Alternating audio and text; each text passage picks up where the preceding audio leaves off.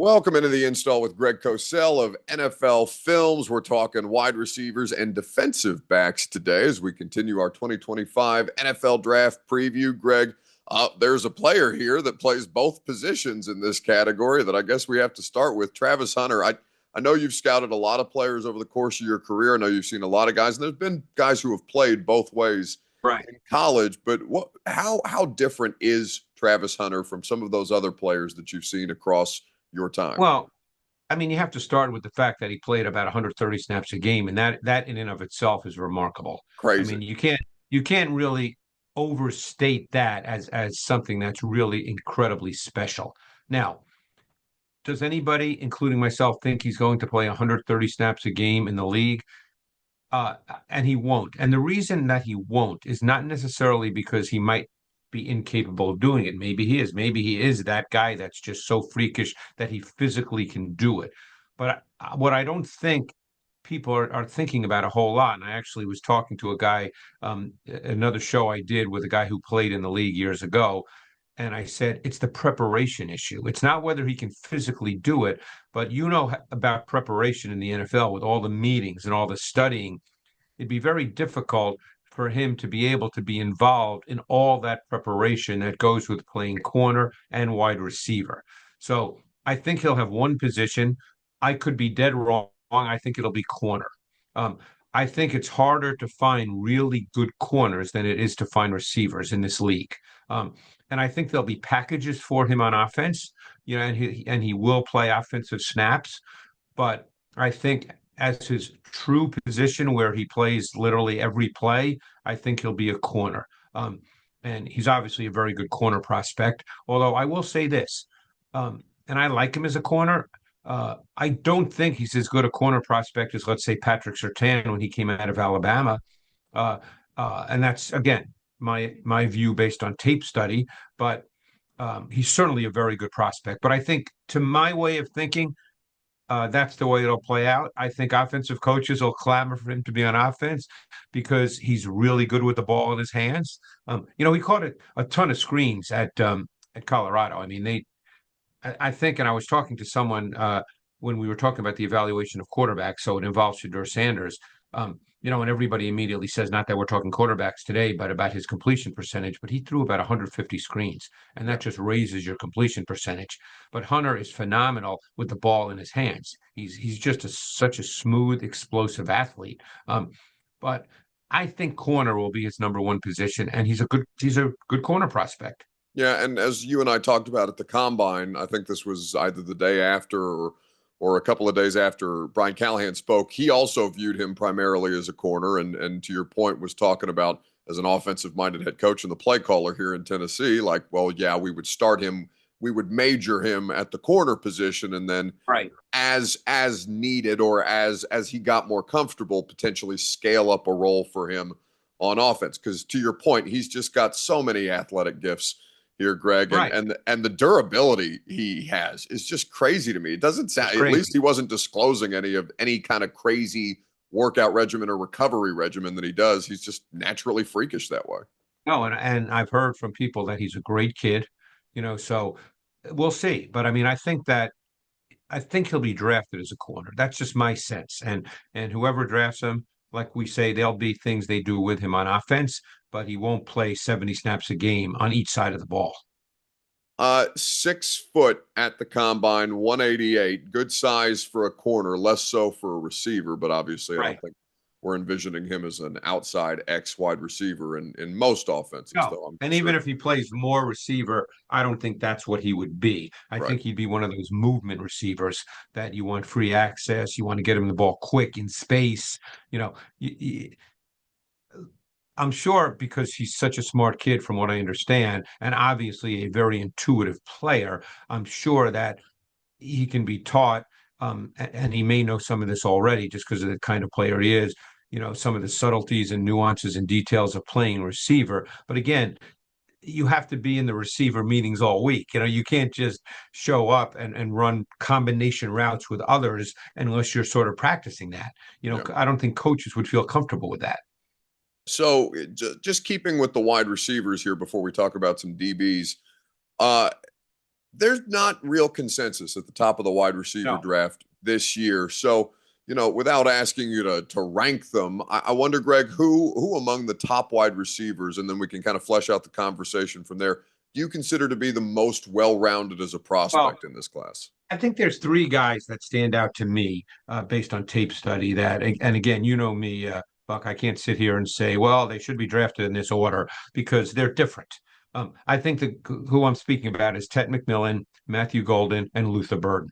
Yeah. Um, and I think those guys, to me, fall into that category of the top three guys, whatever order you would like, depending on team scheme, how you see them within your offense. Because coaches, as you know, think about scheme adaptability, whereas scouts tend to think more in terms of the measurables and those kinds of things and the traits. But I think I like McMillan more than some others because he's certainly not Justin Jefferson. Okay, no one is. I mean, I think it's pretty safe to say that Chase and Jefferson are the two best receivers in the NFL. And I don't want to have people come away from what I'm about to say as if, oh, he thinks he's Justin Jefferson, because I'm not saying that. But I think he's closer stylistically to that than to Drake London, which is the comparison I've seen a lot. And I really like McMillan. I think that he's obviously, we know he's got good size. He was 6'4" and an eighth, 219. I guess at his pro day, he ran 4.55, which bothered a lot of people. But, you know, I don't worry about that kind of thing. Look at someone like DeAndre Hopkins, who's obviously had a great career. When he was with Houston, people would probably have said he was one of the top three receivers in the game, correct? I mean, he Yeah. was that kind of player. He ran a 4.57 or a 4.58. So I don't look at 4.55 for a 6'4" and an eighth receiver as really having a lot of meaning. But I would say that this guy has unbelievable hands. He's got an incredibly wide catching radius, um, great body control. He made tough catches both on the sideline and the middle of the field. And the thing that I really liked, and this is where I felt like me, I don't want to say that, I know something other people don't, but the thing that really stood out to me, he was so good, seamless transitioning from receiver to run after catch. And I thought he really showed deceptive quickness. Like that's where I think he's better than the Drake Londons, And like I said, he's not Justin Jefferson, but he was just really, really good in making that transition from receiver to run after catch. And I think that was a really important part of his game and a meaningful part of his game um, as he transitions to the league. And don't forget, and I had to learn this years ago, and I was wrong on a lot of guys. Even though he's not a burner, just as a pure, you don't think, oh, he's going to run by people. Stride length is a trait. And it would not surprise me if at times he can present as a vertical dimension because of his stride length, his body control, and his high point ability. That makes him somewhat of a vertical dimension. And Greg, to your point about getting by receivers or getting by defensive backs rather, and just finding ways to get open at that size, Greg, that's a tough Yeah, player to press, at the line correct. of scrimmage. And as soon as, I mean, he can overwhelm, at least when you watch him in college, overwhelm some of these defensive backs with his size and just runs right by him. And it's funny. We just talked about Hunter as a DB, and you mentioned that he's 6 feet. And we think of a DB, a corner. Let's talk corners. We think of 6 feet as being tall for a Yeah. corner. He's more than 4 inches taller than those guys. That's a big deal. That means, and I had to learn that about size and stride length. And I got guys wrong when I first started doing college guys, 12, 15 years ago. And I got guys wrong because I'd watch their tape and I'd go, well, they're really not that fast. But then they'd get to the NFL and they'd become kind of vertical dimensions at times. And then I had to rethink all that because their strides, they eat up so much space. I mean, look, he's not Randy Moss, but this was an example that I really had to learn going back years and years. I remember when Moss was a rookie in 1998, maybe, and they put him in motion and he would take 3 steps because he'd get a free access, free release off motion. He would take 3 steps and it seemed like he was 15 yards down the field. I mean, stride length does mean something. It is a trait. And for what it's worth, Travis Hunter was asked at the combine who the most difficult wide receiver he went up against in his collegiate career was as a DB, and he said Ted McMillan at Arizona. So I mean, certainly, that says a lot. That says a lot. Best on best there. How far is the gap between the top three, Greg, and somebody like Emeka Ibuka out of Ohio State? Well, it's funny you mention him, and I love Ibuka, but I think and I think he's going to play for 10, 12 years in the league and be just one of those really, really solid guys that you can count on every single week, and you just know what he is. I mean, he's a fluid guy, but there's a physical presence to him as well. He was 6'1", 202 at the combine. Um, I think that he really knows how to run routes. He has a sense of pace and tempo. He understands the different releases. He's really controlled with his footwork. He's got great balance and body control. Um, he's not a burner, and he doesn't play like that. He's not going to be that guy. Um, I just thought, and I watched him for 3 years in a row because I kept thinking he was going to come out. Yeah. So, each summer I watched him. And then, of course, I did him this year from his 2024 tape. But he's subtle, he's nuanced, he's detailed.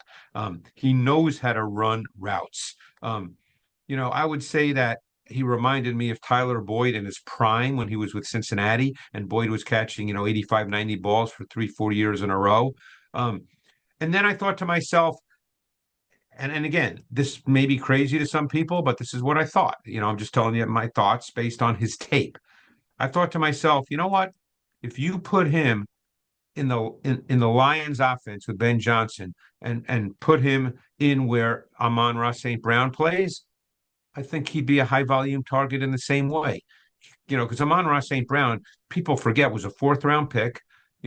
He's not big, he's not fast. He just knows how to play the receiver position at a super high level. And I think Igbuk is kind of like that. They don't forget Amon-Ra St. Brown was a fourth round pick around here, Greg, because the Titans took Des Fitzpatrick a couple of picks. Yeah, who I kind of liked his tape coming out of Louisville, believe it or not. And I thought he had a real chance to be a good player. Again, I don't know what happened. I don't know the kid. We know about Amon-Ra St. Brown at this point that the guy is just a master of every detail, and he's super competitive. So again, that matters too when you talk about these players, because I don't get to talk to them and interview them. But Amon-Ra St. Brown was a fourth round pick, and no one thought he was a top 60 pick. It wasn't like, oh my God, why didn't he go in the top 60? Yeah. No, and to your point about the detail oriented nature, just the mental makeup generally, which encompasses so many different things, but obviously can impact these players' trajectories. I don't think that when you talk to coaches about Des Fitzpatrick, at least here at the time, that high level competitive nature was something that they Yeah, considered a and strength. and team and scheme, Buck, as you know, you and I have had many conversations. Team and scheme is so important. Look at Puka Nacua with the Rams, fifth round pick. He's used a certain way, and he's great at it because he has certain traits that are really, really good, but they don't use him, let's say, as an X receiver, line up, split wide, and just win 1-on-1. They don't really use Puka Nacua like that because that's not what he does at a higher level. So, I mean, team and scheme becomes really important as to players' success or somewhat lack of success at the next level, and also whether a guy turns out to be a volume receiver or just like a complementary piece. Let's transition to corners in the non-Travis Hunter division, Greg. The conversation is with Jahdae Barron, the Texas corner, and Will Johnson out of Yeah. Michigan at the top of this class. And really, what differentiates these two players besides what Will Johnson obviously having significantly more length at 6'2", both of them coming in Yeah. around 194. Yeah. I look, Barron is to be cliched, but I think you'll understand. I hope people do. Barron is just a really good football player. Okay. Now, in 2023, he played predominantly in the slot. In 2024, he played predominantly on the outside. He did move inside. My sense is, Buck, and again, now you get down to how coaches see him in the context of their defense, but I think he's a slot player Yeah. in the NFL. I think that he's just he's understands things really well. We talk about something, quarterbacks, how they see things. I think Barron is one of those guys that has a great feel in zone coverage. He understands his positioning based on receiver splits. He's got great eye discipline, and because of that, he has a really quick trigger. But I think his body type, he's not long. Again, you could look at his body and say, oh, yeah, he can play on the outside. He's 5'11, 194. There are guys who are 5'11, in that range, 195-ish, who play outside. His arm length is short. It's under 30 inches. Teams look at that. Um, can he be a versatile defender who can line up at outside corner, and then he could even line up at safety, I would imagine. Bottom line is he's just a really strong prospect. He's got position versatility. He's got great awareness and zone coverage. He's a competitive tackler. I just see him more as a slot player, and I know some coaches that feel the same way, but I think he's just a really good football player. Yeah. Then you get to Will Johnson. And Will Johnson, to me, and he got hurt this year. So he only played, I think, 5 or 6 games. But I did him last summer, when he played more. And I really liked Will Johnson a lot. I guess because of injury, we don't have a 40 time on him. I don't know if Michigan had their pro day. I try to follow the pro days, but it seems like there's so many. And so I don't know if we have a 40 time. But watching him last summer, he was the guy that made me think a little bit of Surtain. And Surtain, keep in mind, Surtain ran a 4.41. I don't know what Johnson's 40 time is. If he's close to that, then I think the comparison is somewhat valid. But I really like Will Johnson. And you are dealing with a bigger guy, 6'1 3/4, 194. I just think this guy has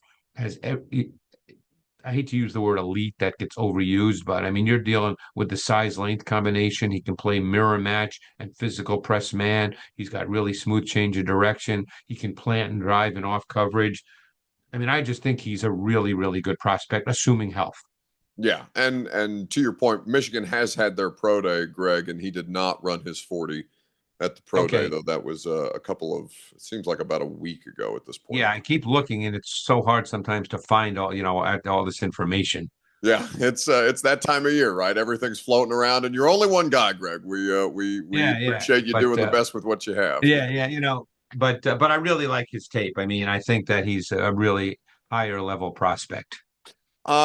Another prospect who I really like in this class, and there's many, Greg, and of course we're talking about the top of these positions, but at safety, Nick Emanuari out of South Oh, yeah. Carolina is a Yeah. really fun prospect to watch. How do you envision him in the league and kind of that role, given the positional versatility that we talk about? Yeah, it's funny because, South Carolina for the last number of years has had really good defensive players. So 2 years ago when Emin was a true freshman, I'm watching, I think that was the year that they had Zach Pickens coming out and they had other guys. And I'm noticing this safety, and I'm not taking notes on him. He's a true freshman, so at that point, I'm not taking notes on him, but I'm noticing him all over. And I'm thinking, who is this kid? So I looked him up and I'm like, wow, this kid's a true freshman. I just, want to stay aware of him. So I ended up watching him, you know, uh, last year because I was so excited last summer, and I knew he couldn't come out, but I figured I'm going to watch this kid because that's what I do in the summer. I pick out a lot of guys to watch that I think will come out the next year. And then, of course, I studied him in detail this year. This guy, to me, can pretty much do whatever you want him to do. I think with the league sort of transitioning to more and more teams playing quarters coverage, or quarters looks, but certainly starting out that way. The Eagles are a great example of that, but there's many, many teams now that are doing that. I think this guy is just has quarters safety written all over him. But could he play in a big nickel if you like three safeties? Could he be your dime safety playing in the box? And if you're a dime defense, to me, this kid can do pretty much anything. He's got a size speed profile. I mean, 6'3" and an eighth, he ran a 4.38. Now, again, we know 40 times, hey, that doesn't mean you're a great player, but this kid's tape is really, really good. I mean, um, I just think he's a really high level safety prospect. Yeah, and he's the expectation for these clubs, Greg, is always that a first round pick will contribute in their rookie year in some form or fashion. Yeah. Obviously, the number one overall pick, there would be an expectation almost of playing right away. As you get further down the draft, you understand that there may be some developmental types, but Emanuari feels like a player who can contribute on an NFL They'll roster. play again, like I said, it depends on who drafts them and team and scheme, Yeah. and let's say teams that play a lot of dime. Like I'll give you a great example. The Rams evolved this year into a team playing a lot of dime. So Jalen McCullough, who you know well, University of Tennessee player, there were games he played 25, 30 snaps. That's a lot of snaps. So he was their dime safety. So because they played dime. So, again, I'm not saying that's what Emin role will be, but if he goes to a team like that, he could not necessarily be a quote unquote starter, but still play 25, 30 snaps a game. And look, as well as I do, you talk to coaches, I talk to coaches. Even if a guy plays 12 snaps a game, those 12 snaps to a defensive coach, they're damn important snaps. Yeah. So, people just act, oh, well, he only plays this many snaps. Well, you know what? Those snaps matter. But I think he can be a starting safety. And I'm not going to sit here and say he's a day one starter. It depends on team and scheme. But I think, and I've heard he's a really good kid too. So I think that he could easily be a day one starter at safety in the league. No, and that's an important distinction because, to your point, these coaches are trying to find ways to maximize these guys, Yeah. not just to get them experience and playing time, but if you're going to be on the field, you damn well better be able to do the job or within the role that we envision for you, because that's how those coaches build that trust in the player to be able to expand that role. Yeah, it's defense has evolved in this league for the most part. Not every team, but some teams play 19, 20 guys on defense based on, different personnel packages, how they deploy their players based on situations and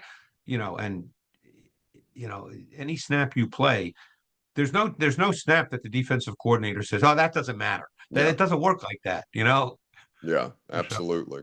Well, Greg, always good chatting and talking some shop with you. Next time we do this podcast, it will officially be draft month. We are inside I the know. 1 month mark for the NFL draft. So, what do you say we kick off the month of April talking a little quarterbacks next week? How do you feel about that? We certainly can do that. There's probably one in particular that Tennessee fans might be interested in. Yeah, well, they're just going to have to keep waiting. But in the Yeah, I know, I meantime, we'll know. satiate them with Right, breaking down right, the right. quarterbacks next week, with Tennessee having the number one overall pick. And like Greg said, one quarterback in mind in particular that seems to be the most likely scenario. Now, of course, given that the Titans are very likely what their quarterback room looks like, Greg, they damn well better draft a quarterback, if I'm Well, being you honest know, with you. it's so funny. You probably remember, and this goes back, I think, even when I spoke to you at the combine, and even maybe before that, because we do this every week, that I told you back then and before the combine, because I had finished doing Cam Ward, and I said, I don't understand why more and more people aren't talking about this guy as a really high level prospect. And it's kind of come around to that, but I was saying that in mid-February after I watched all his tape, No, because that's what it turns that's what out, the Greg, tape told me. It turns out the reason more people weren't caught up at that point is because they weren't as caught up as you on their tape study. So it just took Yeah, everybody I a mean, little longer to get there. that's what the tape told me. So, and it'll play out that way. He'll be the number one pick. Either it'll be Tennessee, or if they really feel like they have a great trade offer, but he'll be the number one pick. Yeah, and so we'll start the month of April talking about Cam Ward and the rest of this quarterback class, and then by the time we get to May the 2nd for the Oh, yeah. Install Live show, we will be able to circle back around in all likelihood to some level of quarterback discussion, whether they do pick Cam Ward with the number one overall choice or if they do trade back. I do think a quarterback is in their future regardless of how this goes. And I'm really, even if they keep the pick and don't get more picks, I'm still really, really anxious and curious to see what they do in the rest of the draft, because we know this is a roster that needs an upgrade in talent. Yeah. And, it's obviously if they do draft a quarterback, that's going to be the focus of conversation, as it should be. But, the great thing about us doing the live install on May 2nd is that we'll get a chance to talk about all the other picks as well. And those picks are, I don't want to say just as important, because obviously quarterback is a pretty important position in this league. But I mean, those picks for this team are really, really important. No, it's 1B to Cam Ward or quarterback at first Right. overall as 1A, right? Because everything, Greg, you've talked about this before with our audience. Everything is done in service of that quarterback if you pick Right. them number one overall. So to your point, not just as important, but important to that quarterback's long-term viability as they try to get this thing right here. So it's going to be a fascinating conversation on May the 2nd at the Hutton Hotel. Get your tickets online at 1045thezone.com, because we're probably talking quarterbacks, kids. And it's going to be an exciting time for you to be able to ask Greg questions, to see the tape breakdowns that we'll have prepared for you. And, we've done it 2 times. We're excited to do a third, and it's going to be on our doorstep before you know it, buddy.